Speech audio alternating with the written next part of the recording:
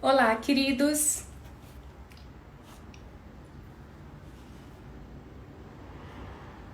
Olá, Grace, a primeira a entrar. Vocês podem confirmar se meu áudio tá ok? Olá, sejam bem-vindos, Carol. Vão falando aí de onde vocês são. Por favor, alguém confirme se meu áudio está ok. Ah, Juliana Silveira, querida, estamos num projeto lindo de leitura. Acompanhe que amanhã terá uma publicação importantíssima. Marcos, vamos entrando, pessoal. Hoje a live é muito especial.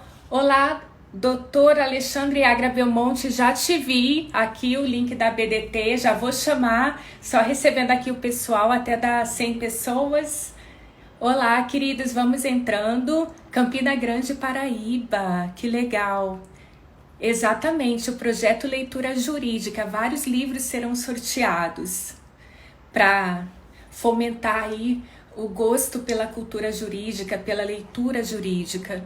Tá ótimo. Obrigada, Gilbório.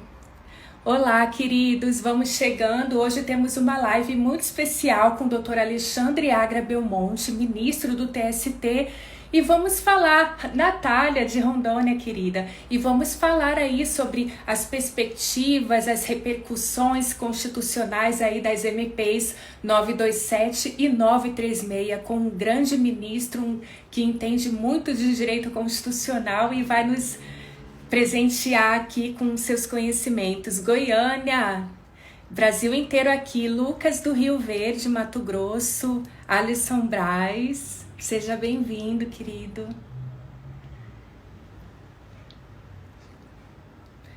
Patos, Paraíba, Fortaleza, Ceará, bem-vindos. Olha, Maceió, terra do Alisson. Quero participar, querida, presentear com meu livro. Com certeza. Cianorte, Paraná. Vamos chamar então o doutor Alexandre, que já está aqui esperando.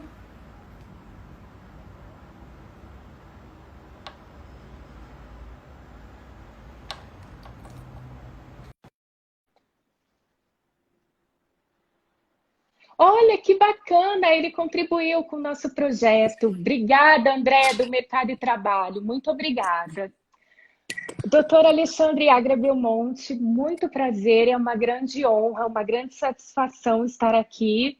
Um grande sonho também, porque eu estudei para magistratura, eu lembro que eu fiz prova com o senhor na banca, estudei vários textos de responsabilidade civil que o senhor escreveu. E é uma alegria muito grande para mim, é um profissional que é uma grande referência para mim. Estão hoje aqui o mestre e a discípula. E com vocês aí eu brindo a presença do nosso ministro do TST e vamos falar um enfoque constitucional para as MPs 927 e 936. Bem-vindo, doutor. Obrigado, boa noite, Elisa, boa noite, os ouvintes.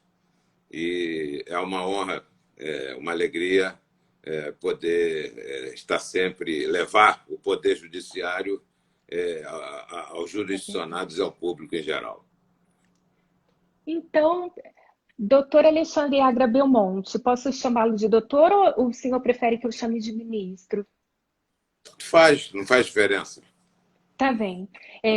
Então, lembrando aqui o contexto que a gente está de pandemia, teve a OMS com rigorosas recomendações de saúde em razão da pandemia.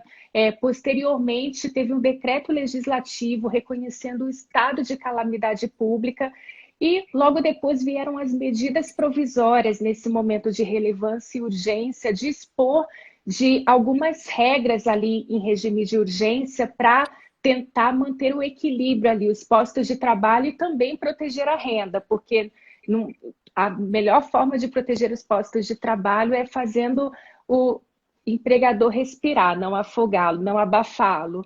Então, veio essa tentativa de equilíbrio para esse momento. Inicialmente, eu gostaria de perguntar a opinião do senhor se houve, olhando assim, genericamente, se houve esse equilíbrio. Olha, a medida provisória 927 ela é de 22 de março de 2020. as atividades empresariais não essenciais já não estavam em funcionamento há cerca de uma semana. Essa medida previu a determinação unilateral dos empregadores quanto a antecipar férias individuais e coletivas, determinar trabalho remoto, temporariamente transformar o trabalho em tempo integral e trabalho em tempo parcial, além de outras providências como um escalonamento, um diferimento do recolhimento do Fundo de Garantia do Tempo de Serviço. Isso atendeu tanto às empresas que precisaram paralisar as atividades naquele momento, como também aquelas que precisaram reduzir as atividades ou então ativar o trabalhador à distância por meio remoto. Quem não optou por essas soluções, diante de problemas internos, administrativos, e precisou despedir, nesse caso, fê-lo ou podia fazê-lo com base no artigo 502.2 da CLT, indenizando, então, por metade. É o que determina a lei, era um motivo de força maior, a Covid-19. A MP 936 ela é de 1º de abril.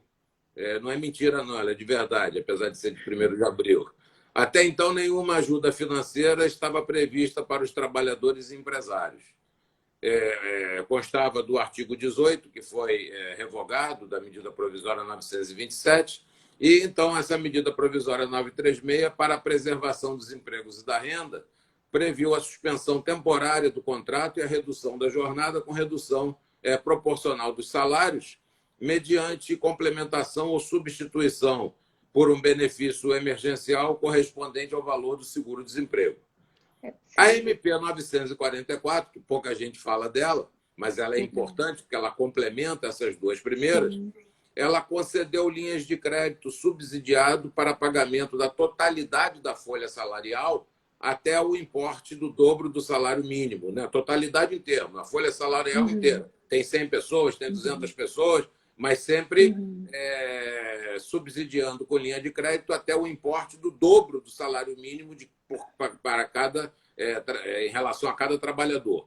Isso beneficiando pessoas com receita bruta anual superior a 360 mil e inferior a 10 milhões de reais. Ou seja, beneficiando as pequenas empresas. Não beneficiou as microempresas, porque muitas delas sequer têm empregados, como também não beneficiou nem a média nem a grande empresas.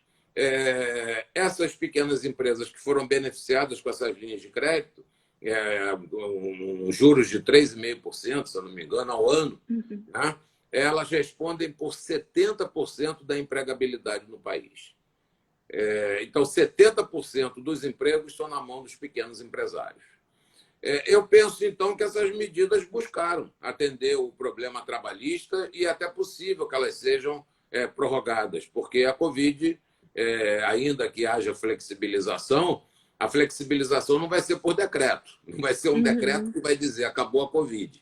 Né? A Covid vai acabar quando acabar. A contaminação ela vai deixar de existir quando deixar de existir.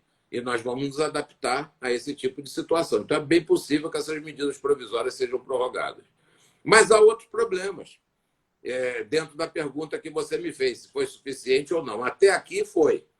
Mas há outros problemas. Cinemas, teatros, restaurantes, cabeleireiros, academias de ginástica e lojistas, e geralmente utilizam imóveis alugados. E comumente caros. Né? Um imóvel num shopping center é caríssimo. Uma loja de rua, o aluguel é caríssimo. Um restaurante de esquina é um aluguel caríssimo. Como pagar os aluguéis desses espaços se essas atividades estão fechadas? Sim. Esse problema não é um problema trabalhista, diga-se de passagem. Mas, somado a outros vários fatores, pode representar quebra ou fechamento de portas. Né? E, nesses aspectos, então, as medidas provisórias 927, 936 e 944 não são suficientes. Eu só espero que depois a legislação trabalhista, que serviu para resolver o problema trabalhista, ou seja, a legislação trabalhista foi suficiente para isso, não venha a ser depois tida como a culpada do fechamento dessas empresas.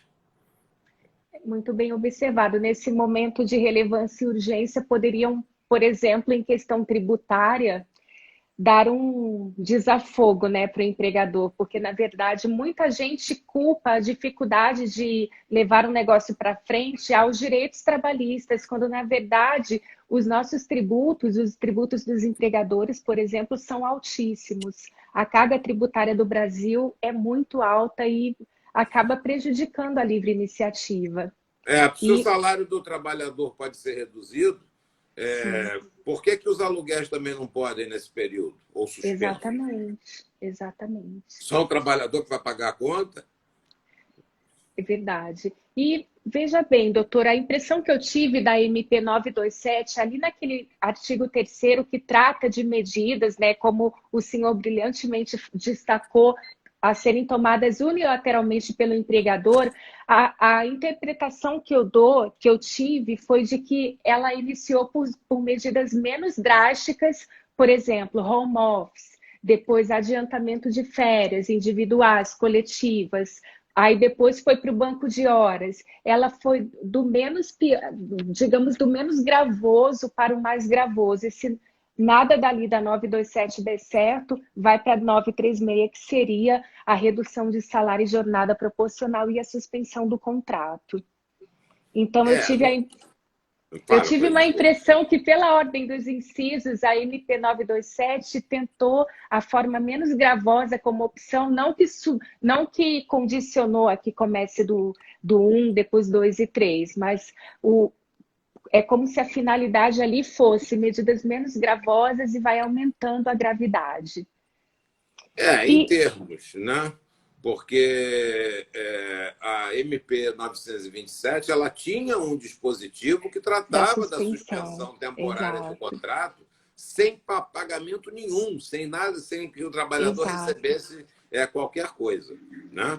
Então, essa medida provisória, que era da Presidência da República, continuou sendo, esse dispositivo foi revogado pela própria Presidência da República. E aí veio a medida provisória 936, que muito bem elaborada, ajustando, em termos de solidariedade, a forma com que essas questões trabalhistas poderiam, então, ser resolvidas em razão de fechamento da atividade ou de diminuição da atividade. Eu acho que elas foram boas, né? Não foram ruins.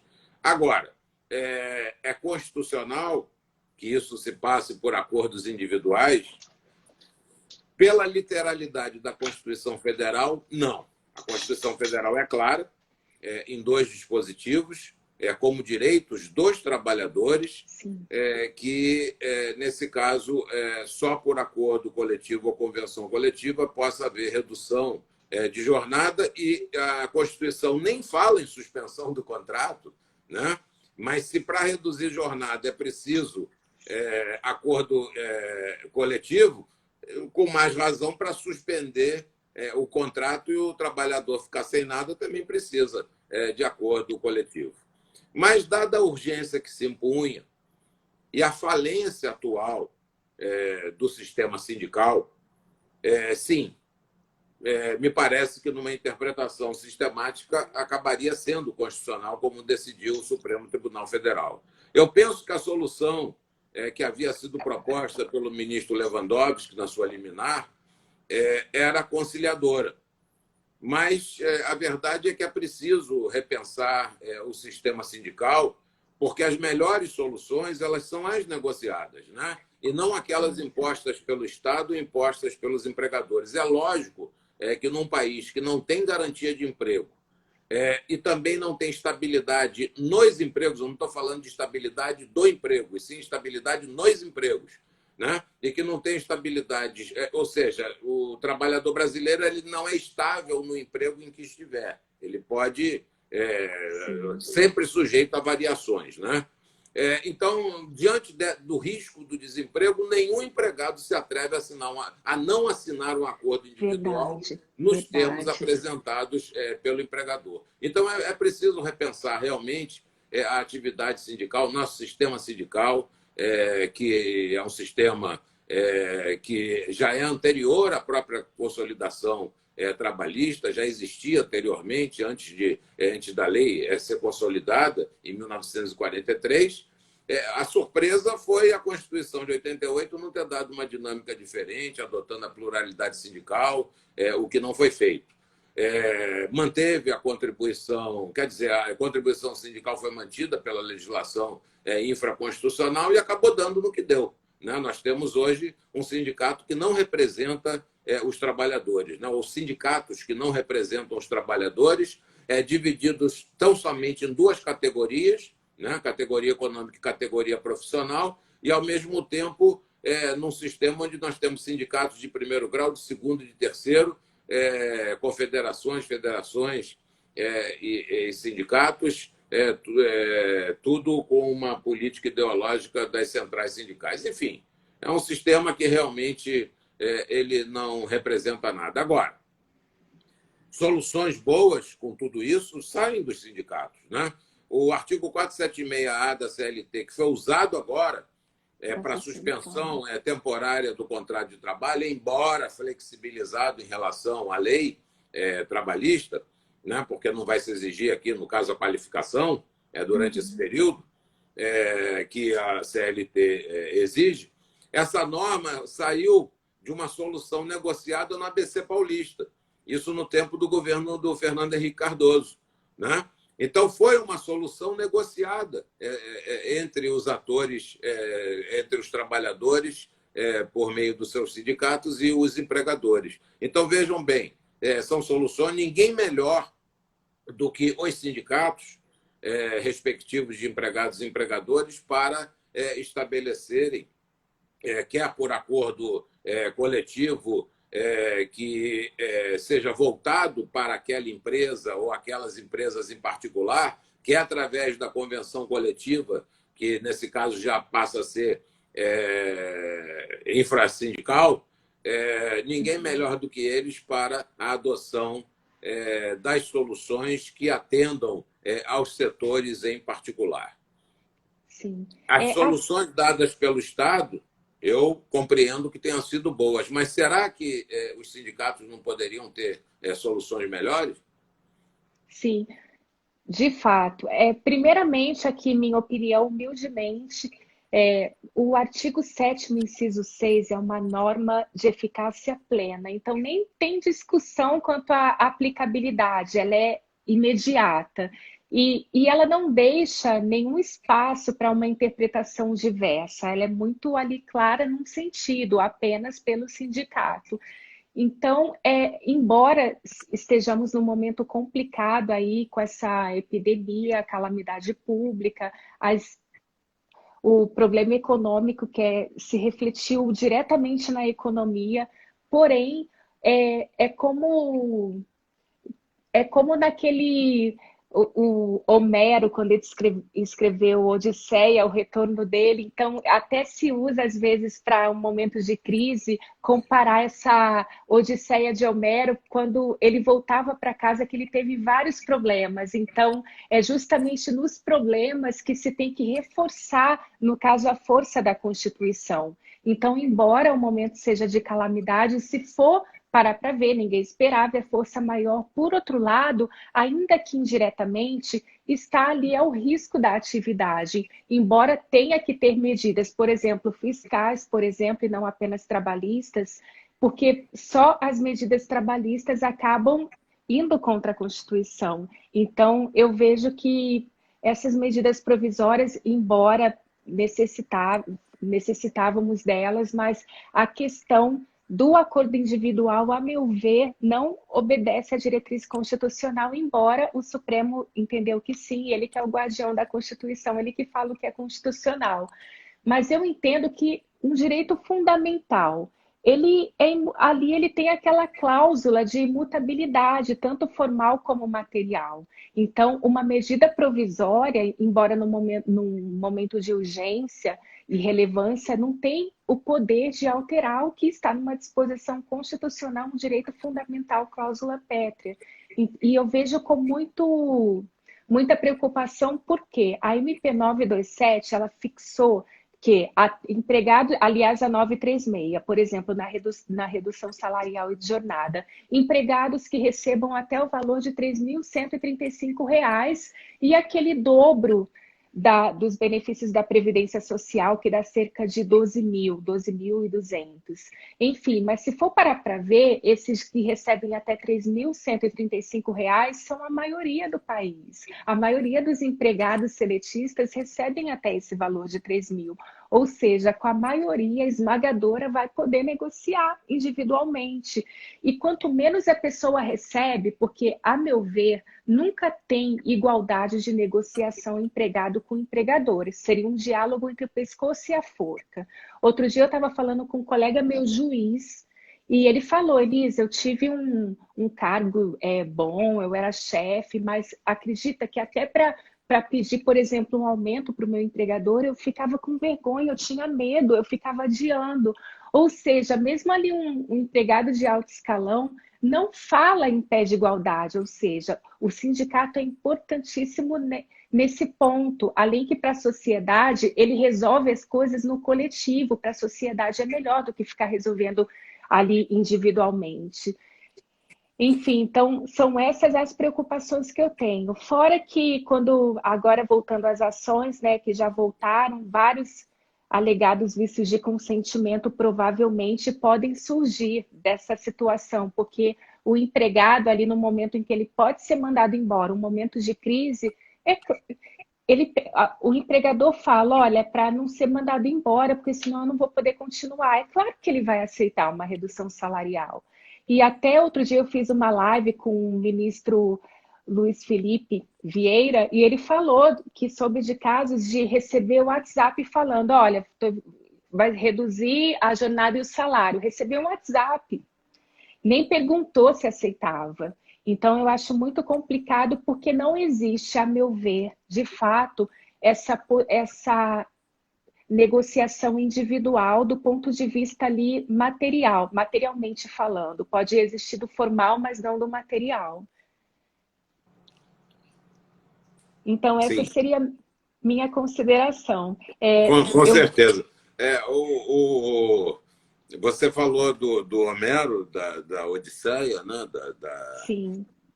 O problema é que o trabalhador ele lida não com a mitologia, mas com a realidade. Que é bem pior, né? Porque Pois a é, que é mitologia sempre tem, exatamente, bem pior, né? com É, certeza. E voltando aqui, doutor, para MP 927, recentemente o Supremo julgou, ali afastou, no caso, a aplicação dos artigos lá 29 e 31 da MP 927, que tratam ali, respectivamente, que não se considera doença ocupacional ali, o empregado contraiu o covírus, ou seja, ele tem que provar o nexo causal. E também a questão de os fiscais do trabalho, nesse momento, terem atividade primordialmente orientacional. E o Supremo entendeu que isso, no momento de pandemia, não é compatível com a Constituição, até porque quem está trabalhando, que é uma atividade, ali naquele momento, só podem as atividades inadiáveis, as essenciais, que podemos interpretar como não pode adiar em razão da essencialidade. Então, ele enfrenta risco que a maioria não enfrenta, porque a dele é inadiável. Como então esse empregado vai ter que comprovar o nexo causal e é dificílimo você comprovar que contraiu o vírus em determinado momento? Fica uma prova diabólica para o empregado. Então, eu achei que o Supremo andou muito bem, tanto nessa questão que não pode ser só orientacional, quem continua trabalhando nesse momento, principalmente se o fiscal do trabalho se deparar com alguma ilegalidade em matéria de segurança do trabalho, ele tem que autuar, que é um momento mais ainda que acarreta o risco para o trabalhador. Então, eu queria saber da opinião do senhor com essa decisão do Supremo. Acho que foi uma decisão muito boa, muito bem lançada, uma decisão que se espera de um Supremo Tribunal Federal, ou seja, de uma Corte Constitucional, né? Aquela que vela pela Constituição. Afinal de contas, esses direitos dos trabalhadores estão ali, como você disse, a fim de que não apenas eles sejam respeitados pelo poder executivo, pelo poder legislativo e pelo poder judiciário, mas que também exista, inclusive, dificuldade de modificação desses direitos, né, para que sejam modificados só por emenda constitucional, com votação nas duas casas e 2 turnos. Né? Então, eu penso que o Supremo Tribunal Federal agiu muito bem. E agiu com base, se nós formos pensar também, na própria legislação trabalhista. Né? A visão constitucional ela vem de cima, mas ela, lógico, que interioriza na lei, ela se interpenetra na lei. É evidente que as normas de saúde e segurança elas não podem ser relegadas a segundo plano exatamente no momento da pandemia e exatamente num país que é o 4º país em número de acidentes do trabalho, o 4º país mundial em número de acidentes de trabalho. Isso corresponde a um valor absurdo de gasto público com benefícios previdenciários por doenças do trabalho, doenças ocupacionais e acidentes típicos, infelizmente. Né? Então, lógico que as normas de saúde e segurança não podem ser suspensas e que os fiscais não podem, nesse caso, exercer o serviço só de orientação. O problema é como que os fiscais irão, sob risco de contaminação, fazer a fiscalização. Isso já é uma questão prática que é preciso pensar, né? Mas eles serão os heróis, como os bombeiros, como os policiais militares e como todos aqueles trabalhadores que estão trabalhando lá fora enquanto nós estamos confinados aqui. Né? São os grandes heróis. Por outro lado, também houve a suspensão pelo fato de que, como é que eu posso dizer que isso não caracteriza doença ocupacional? O pensamento do legislador foi o seguinte: como se trata de uma medida provisória, talvez em termos de verificação legislativa, de constitucionalidade, não tenha tido aquela reflexão que uma lei ordinária costuma ter. Né? E o que o legislador deve ter pensado deve ter sido o seguinte: olha, a Lei 8.213 de 1991, ela trata essas contaminações por vírus e bactérias, etc. e tal, normalmente como uma situação de vírus, né? De vírus. Bactéria esquece. Como uma situação de endemia. Então, nós estaríamos diante de uma endemia, etc. e tal, não há responsabilidade da empresa pelo empregado ter contraído, nesse caso, o coronavírus, a Covid-19, e por isso, então, vamos colocar na lei que o empregador não tem nenhuma responsabilidade. Deve ter sido essa a ideia que orientou o legislador. E ele não pensou, certamente, no fato, em primeiro lugar, do que estabelece o artigo 501 no seu parágrafo único da CLT, que a imprevidência do empregador elimina a força maior.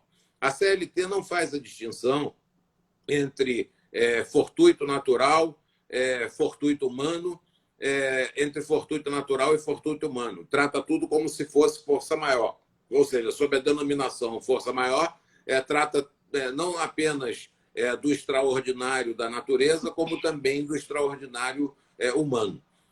Mas, de qualquer maneira, independente de não fazer essa distinção, porque os efeitos são os mesmos, né? O empregador não, o legislador trabalhista, em boa hora, fez a ressalva de que toda vez que houver uma imprevidência do empregador, que nesse caso, então, fica descaracterizada a força maior. Então, vamos lá. Veio a Covid, todo mundo sabe que existe risco de contaminação, o empregador ele resolve, então, não diminuir a atividade dele. Ele passa a funcionar normalmente, com os trabalhadores sem adotar os cuidados necessários dentro do ambiente de trabalho, não há dentro daquele ambiente o espaçamento adequado entre trabalhadores, eles não precisam usar máscaras, ele não fiscaliza isso. Da mesma forma, álcool em gel, ou lavagem de mão, nada disso. É lógico que esse empregador não foi o responsável pelo vírus, mas ele é o responsável pela contaminação dos empregados diante dessa falta de cuidados, diante dessa falta de previdência. Foi essa a ideia que animou o legislador trabalhista e foi essa a ideia que animou na interpretação, penso, o Supremo Tribunal Federal. Por isso eu digo, ele fez muito bem. Então, no primeiro momento, a Covid é força maior, como está na medida provisória 927. Mas, num segundo momento, se houver imprevidência do empregador, deixa de ser força maior e, nesse caso, então, passa a ser doença ocupacional. Como é que o empregado vai provar? Me parece que, se ele está trabalhando, quem tem que fazer a prova, nesse caso, é o empregador, de que não foi no ambiente de trabalho. Ele vai comprovar que ele adotou todas as precauções necessárias e que certamente não foi no ambiente de trabalho que o trabalhador teria contraído a Covid-19. Nós vamos ter, de qualquer maneira, uma quantidade muito grande de reclamações trabalhistas, em primeiro lugar, porque deixamos de ter 12 milhões de desempregados e já estamos alcançando cerca de 20 milhões de desempregados, né? Então, nós vivemos num país que, antes da pandemia, tinha 12 milhões de desempregados e quase 40% da população economicamente ativa na informalidade. Isso quer dizer que mais de 50% da população economicamente ativa, entre os excluídos, os desempregados e os informais, está fora do mercado de trabalho, né? Então, é preciso se pensar em soluções em relação a esses informais para poder trazê-los para o mercado de trabalho formal, né? A começar, por exemplo, pelos que trabalham em plataformas digitais, né? Uber e etc. e tal. Não é tratar eles como empregado, porque empregado eles não são, mas eles são semidependentes. E eles precisam ter, nessa condição de semidependentes, alguma proteção social. E tendo essa proteção social, recolhendo para a Previdência, nesse caso, nós vamos passar a ter o recolhimento de tributos, né? Não só previdenciário, como inclusive de imposto de renda. E outros informais que estão por aí, que agora o governo está lidando com eles, que eles não têm CPF, não se sabe quem são, uma quantidade imensa de gente que não recolhe, que não aparece e também não recolhe imposto. Não recolhe imposto e sonera os demais componentes da sociedade. Então, é preciso que exista uma visão holística, tratando e chegando à conclusão de que o trabalhador de hoje em dia não é apenas o trabalhador empregado. Nós temos o trabalhador empregado, temos o trabalhador equiparado ao empregado, que são os avulsos, temos os trabalhadores temporários, temos os trabalhadores semidependentes, cabeleireiros, manicures, pessoal que trabalha em plataforma digital e vai por aí afora, e ainda temos autônomos que não são mais aqueles profissionais que antigamente decidiam a própria vida. A maioria dos autônomos de hoje não é mais aquele. A maioria dos autônomos de hoje é feita de trabalhadores que trabalham por uma só empresa, que seguem determinada diretriz empresarial, apesar da autonomia, né? Que não estabelece quanto é que vai ganhar, isso já é previamente estabelecido, ou seja, para vários profissionais liberais passa a ser um contrato de adesão. Então, é preciso que o legislador se sensibilize em relação a isso, tratando cada um com a proteção que deve ser tratada, com o mínimo de proteção, ou o máximo de proteção, ou uma proteção média, dependendo do tipo de trabalhador, e mais ainda, também chegando à conclusão, como foi feito agora na medida provisória, pela primeira vez dando aí uma atenção especial ao pequeno empresário, dando incentivo a esse pequeno empresário. Não, o pequeno empresário ele tem a mesma carga trabalhista que os demais empresários. Ele não tem condição de cumprir, muitas vezes, a legislação trabalhista. O que acontece? Fraude. Né? É a fraude que acontece. E onde é que o fiscal vai procurar essa fraude? Exatamente lá. Né? Então, esses pequenos empresários que também... E isso quer dizer o seguinte, nós vivemos no país que é o 7º país do mundo em desigualdade social, em que quem ganha acima de R$ 5.500 por mês está entre os 10% mais ricos do Brasil. Olha o que eu estou falando. Ele praticamente ganha o dobro desses 3.100. Ele ganha 5.500, está entre os 10% mais ricos do Brasil. O que ganha 12 mil, então, ele ganha 2 vezes esses 5.500 e ele está mais rico ainda. Então, ele seria hipersuficiente, né? E me parece que a ideia da hipersuficiência ela não passa por aí, ela passa por outros aspectos diferentes. Realmente, a ideia do curso superior, para efeito de um tirocínio maior em relação àquilo que está sendo negociado, é importante. Agora, esse corte de 12 mil reais e a desconsideração de outras situações mais em que o empregado pode estar numa situação de igualdade com o empregador, isso daí é que ficou faltando na lei, né? Não basta dizer que ganha 12 mil para que esteja em situação de negociar com o empregador e impede igualdade. É lógico. Exatamente. Que não, né? De fato, essa figura do hipersuficiente foi uma criação jurídica assim que, perante a realidade, não se sustenta. Pois é, agora você imagina o seguinte, digamos então que uma pessoa muito rica, né, um grande empresário, rico, mas rico mesmo, rico como ninguém imagina, né, que tem muito dinheiro, que se desloca dos lugares de avião, de helicóptero particular, né, tem dinheiro nesse ponto. Ele compra uma lancha de 80 pés e coloca a lancha, então, em alto mar, lógico, né? Ele quer experimentar a lancha dele, fazer a viagem dele, o passeio náutico, e ele está lá muito bem e, de repente, a lancha enguiça em alto mar. E não tem ninguém para socorrer e ela fica à deriva e pode acontecer de ficar ali à deriva, às vezes até mais de um dia, 2, 3. Eu até julguei um caso há pouco tempo, não teve nada a ver com isso, em que houve um naufrágio de uma embarcação desse tipo, perdeu o motor, houve um naufrágio pela fortuna do mar, né? Porque o mar, a gente nunca sabe o que vai acontecer com ele, e eles ficaram 4 dias em alto mar. Foi uma situação até muito interessante. Bom, mas o que eu estou querendo dizer é que a lancha enguiça, né? A situação dele nesse ponto não é de fragilidade? Interessa quanto é que ele ganha nessa hora? Nessa hora, quanto é que ele ganha é absolutamente desimportante. É a mesma coisa que você colocar o sujeito rico, o sujeito pobre, por 3 anos numa ilha deserta. Não vai fazer diferença nenhuma. É verdade, não faz diferença então, nenhuma. A situação de fragilidade, ela advém do fato. Ela não advém da lei. Não é a lei que vai dizer que o sujeito é frágil, né? É você colocar a lei na frente dos fatos, né? E toda vez que a lei atropela os fatos, o fato acaba com essa lei e faz com que essa lei ela não tenha a dignidade que deveria ter, a importância que ela devia ter.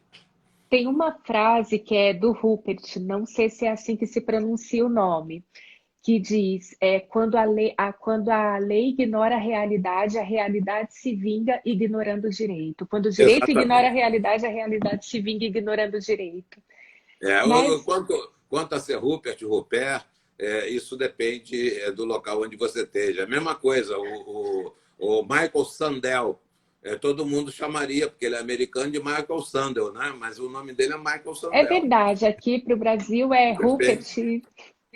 E com relação ainda a questões aí surgidas nesse período de pandemia, questão de acordos realizados, homologados na Justiça do Trabalho, numa situação anterior em que agora está, no caso, o cumprimento nessa situação de fato alterada. Então, muitos sustentam, e aí eu já vou até dar a minha opinião antes de o senhor começar a falar, alguns sustentam que tenha o direito à repactuação em razão da imprevisibilidade, tese que eu não concordo em razão da coisa julgada, ali no 831.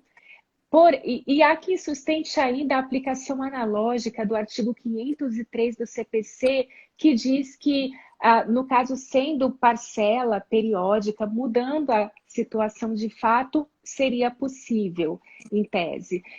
E há ainda quem sustente, no meu caso, por exemplo, eu comungo da opinião que existe a coisa julgada. Primeiramente, antes de qualquer medida ali, antes de pensar em qualquer medida judicial, tentar um acordo. Eu advoguei antes de ser juíza, então como a atividade dos advogados é essencial, não só porque diz a Constituição no 133, mas como é essencial o advogado que entra em contato com o outro repactuando, porque, ou seja, resolve da forma mais simples, porque afinal de contas, é claro que ele não vai gostar, tinha o cliente dele um valor maior, porém, se o executado não vai poder pagar, o que, que adianta fazer questão desse valor? Ou seja, uma repactuação para que ele receba.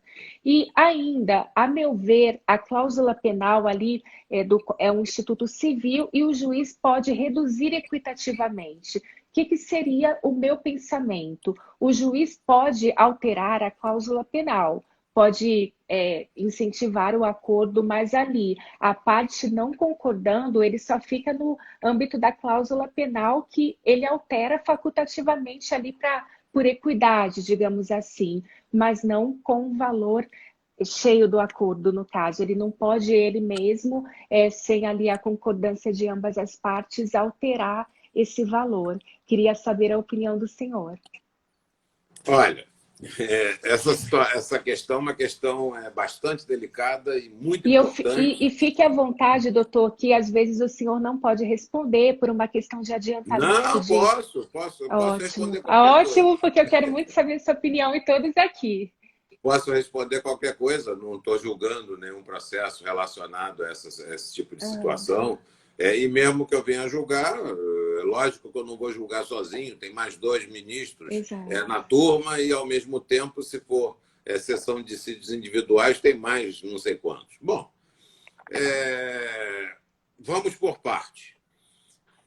O juiz, quando homologa um determinado acordo, ele impõe o que não deve impor, né?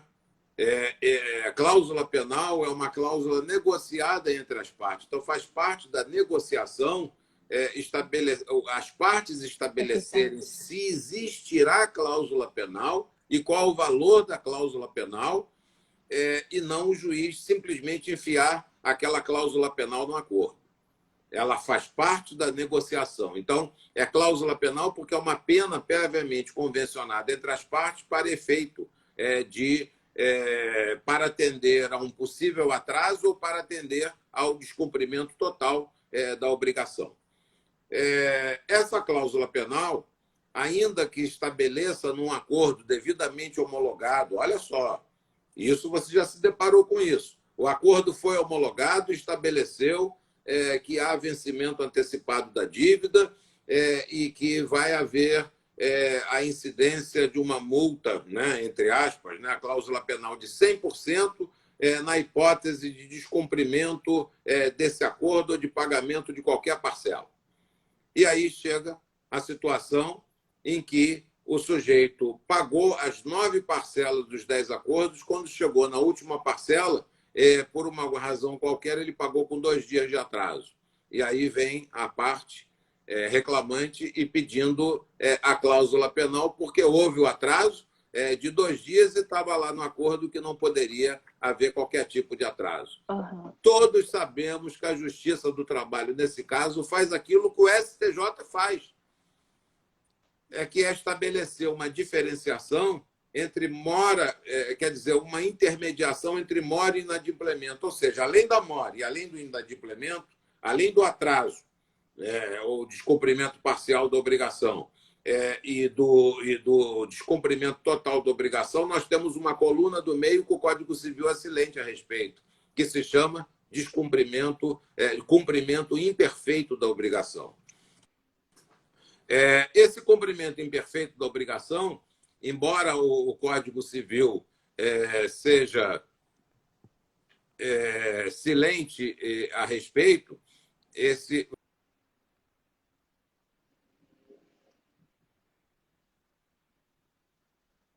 Acho que deu uma pequena travada, já estamos voltando.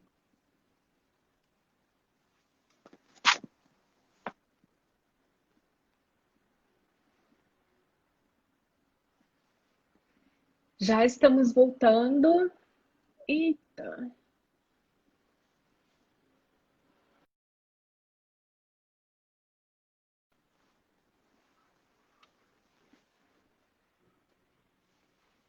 Travou e o doutor caiu. Vamos esperá-lo. Travou. Pessoal, vocês estão me ouvindo aqui? Coisas do ao vivo, né? A Daniele Mariotti aproveitando. Olá. Vocês estão aí ainda, né? Daniele Mariotti, eu já vi, querida. Meu som tá ok? Vamos esperar o doutor Alexandre voltar. A BDT, adicionar. Ótimo. Voltando, Voltei. deu um problema aqui no Instagram. Bom, então, é aquela situação, como eu estava dizendo, em que é possível, nessa hipótese, então, estabelecer... O Código Civil, embora ele seja omisso, ele não é omisso em relação à cláusula penal. Porque, no tocante à cláusula penal, o artigo 413 do Código Civil permite que, se por acaso houver esse cumprimento imperfeito, que o juiz possa fazer o ajuste dessa cláusula penal. Então, mesmo que se trate de um acordo homologado, esse ajuste pode ser feito, e isso é muito comum acontecer na Justiça do Trabalho. Aconteceu comigo quando fui juiz de primeiro grau, aconteceu comigo quando eu atuei como advogado antes disso, e várias vezes decidi processos nesse sentido, já está perfeitamente absorvido pela jurisprudência. Bom, a cláusula penal faz parte da coisa julgada, ou não?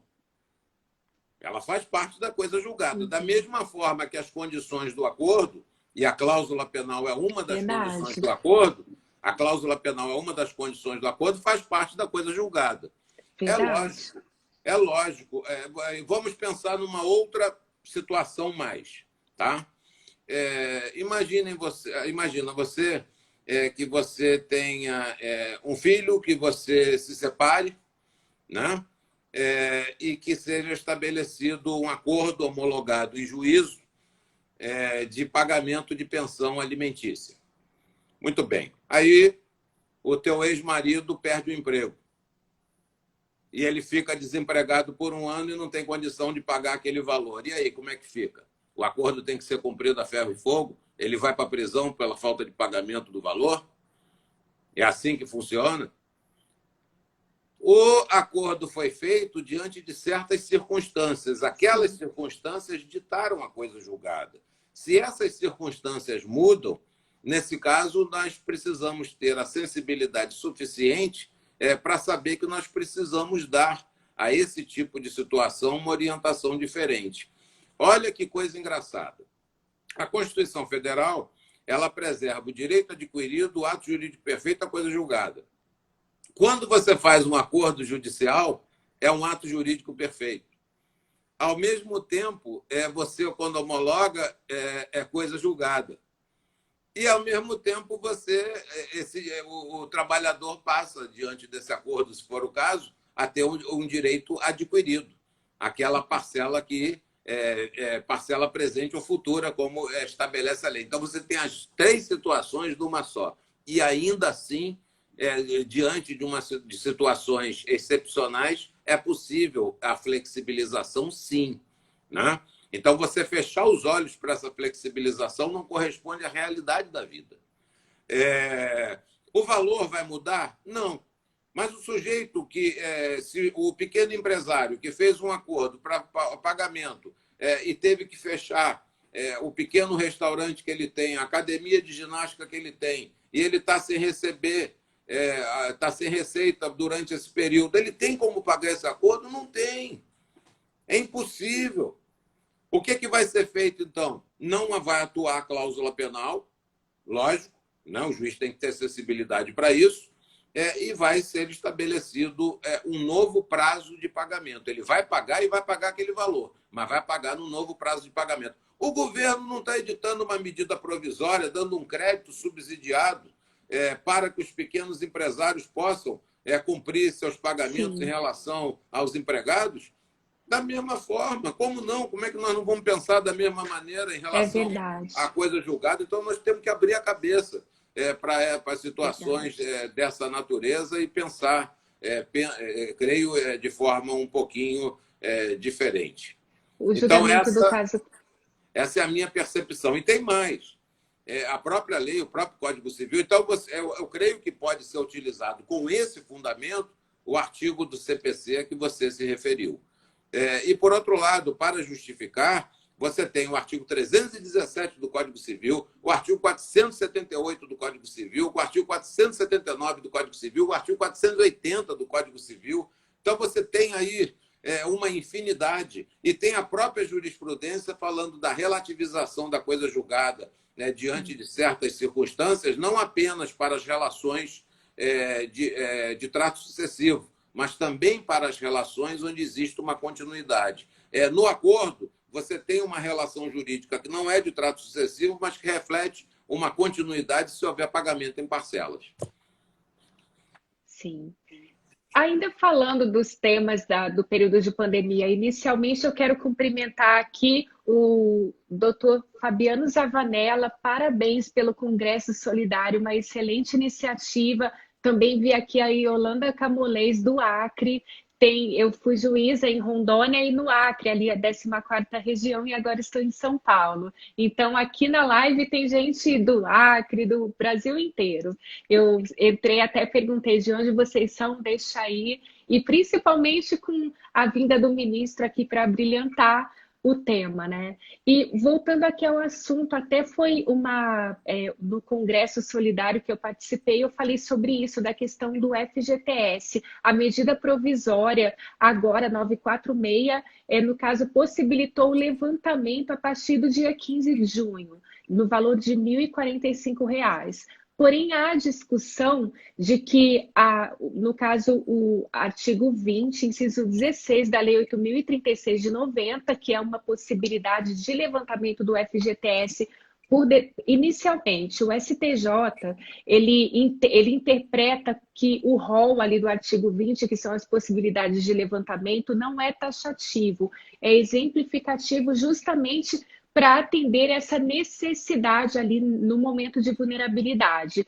Então, encaixando-se como desastre natural. Tem um decreto que, no caso, regulamenta ali o 5.113 de 2004, se eu não me engano, e esse decreto autoriza o levantamento nessas situações de 6 mil e poucos reais a qualquer momento, e não a partir do dia 15, por exemplo, como estabeleceu essa medida provisória. Então, alguns ingressaram com ação judicial postulando, no caso, a destempo da medida provisória, postularam anteriormente, e o saldo da conta, ou seja, porque esse decreto ele estabelece o saldo da conta até o limite de 6 mil e alguma coisa.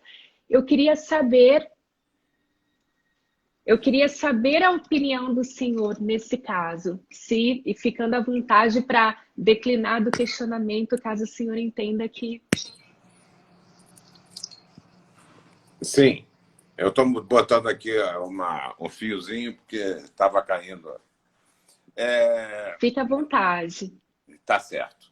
Essa questão, bem ou mal, não vai ser decidida pela Justiça do Trabalho, né? Ela vai ter que ser decidida... Isso que eu ia perguntar também, se a competência é nossa ou da Justiça Não. Federal Comum.